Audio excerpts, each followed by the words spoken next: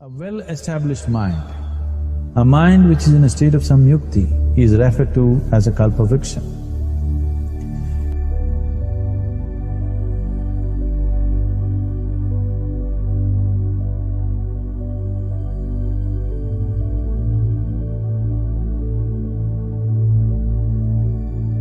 If you organize your mind to a certain level of organization, it in turn organizes the whole system. Your body, your emotion, your energies, everything gets organized in that direction. Once all these four dimensions of you, your physical body, your mind, your emotion and the fundamental life energies are organized in one direction, once you're like this, anything that you wish happens without even lifting a little finger actually. It would help to assist it with activity, but even without doing any activity, you can still manifest what you want if you organize these four dimensions in one direction and keep it unwavering in that direction for a certain period of time.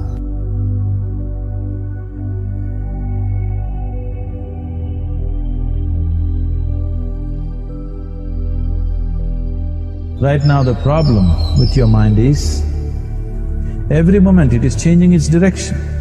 It is like you want to travel somewhere and every 2 steps if you keep changing your direction, the question of you reaching the destination is very remote unless it happens by chance. So, organizing our minds and in turn organizing the whole system and these 4 basic dimensions of who you are right now in one direction, if you do this, you are a kalpavriksha yourself. Anything that you wish will happen. But right now, if you look at your lives, everything that you have wished for till now, if it happens, you have finished. Everything and everybody that you have desired for, if all of that lands up in your house today, could you live with that? So if you want to become empowered, it is also important that you become responsible as to what you ask for and what you don't. Right now the world's situation is just this, we are hugely empowered with technology. Today it doesn't take six billion people to destroy this planet. One man by pressing the wrong button can destroy the whole planet. When we are empowered like this, it's very important that our physical action, emotional action, mental action and energy actions are controlled and properly directed. If it is not so, we become destructive, self-destructive. Right now, that is our problem. The technology, which is supposed to make our life beautiful and easy, has become the source of all the problem that we are destroying the very basis of our life, which is the planet. So what should have been a boon, we are making a curse out of it. What has brought incredible levels of comfort and convenience to us in the last 100 years or so has also become a threat to our life simply because we are not conscious action, we are in a compulsive state of action. So organizing our minds fundamentally means moving from a compulsive state of activity to a conscious state of activity. You might have heard of people for whom they asked for something and beyond all expectations it came true for them. Generally this happens to people who are in faith. Now, let's say you want to build a house. If you start thinking, oh, I want to build a house, to build a house I need 50 lakhs, but I have only 50 rupees in my pocket, not possible, not possible, not possible. The moment you say not possible, you're also saying I don't want it. So on one level, you're creating a desire that you want something, on another level, you're saying I don't want it. So in this conflict, it may not happen. Someone who has some faith in a god or in a temple or whatever, who is simple-minded. Faith works only for those people who are simple-minded. Thinking people who are too much thinking, for them it never works. A childlike person who has a simple faith in his god or his temple or whatever, he goes to the temple and says, Shiva, I want a house. I don't know how, you must make it for me. Now in his mind there are no negative thoughts. Will it happen? Will it not happen? Is it possible? Is it not possible? These things are completely removed by this simple act of faith. Now he believes Shiva will do it for him and it will happen. So is Shiva going to come and build your house? No, I want you to understand, God will not lift his little finger for you. What you refer to as God is the source of creation. As a creator, he has done a phenomenal job, there's no question about it. Could you think of a better creation than this? In anybody's imagination to think anything better than what is there right now. So as a creator, he has done his job wonderfully well. But if you want life to happen the way you want it, because right now, the very crux of your happiness and your well-being is this: if at all if you're unhappy, the only and only reason why you're unhappy is life is not happening the way you think it should happen. That's all it is. So if life is not happening the way you think it should happen, you're unhappy. If life happens the way you think it should happen, you are happy. It's as simple as that.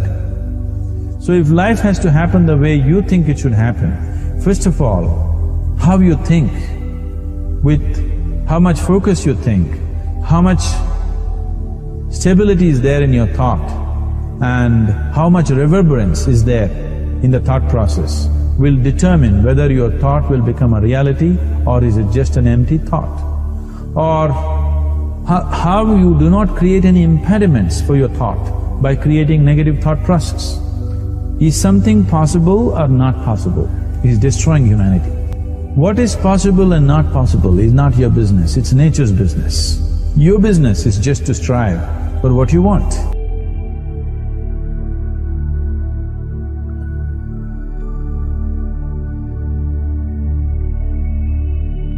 If I ask you two simple questions, I want you to just look at this and answer this. Right now from where you're sitting, can you just fly off? You say no. Right now from where you're sitting, can you get up and walk? You'll say yes. What is the basis of this? Why you say no to flying and yes to walking? Because past experience of life, many times you've gotten up and walked, never did you fly off. Or in other words, you're using the past experience of life as a basis for deciding whether something is possible or not possible. Or in other words, you have decided that what has not happened till now cannot happen in your life in future. This is a disgrace to humanity and the human spirit. What has not happened till now on this planet can happen tomorrow.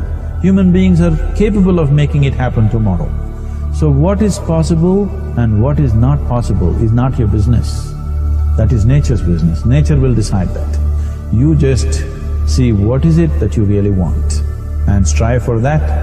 And if your thought is created in a powerful way, without any negativity, without any negative thoughts bringing down the intensity of the thought process, it will definitely manifest.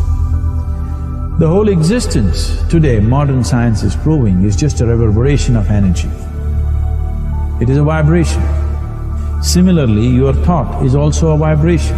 If you generate a powerful thought and let it out, it will always manifest itself. So generally, people are using faith as a means to remove the negative thought. Today, once you have become thinking human beings, your faith is not too deep. It doesn't matter how much faith you think you have, somewhere doubts always crop up.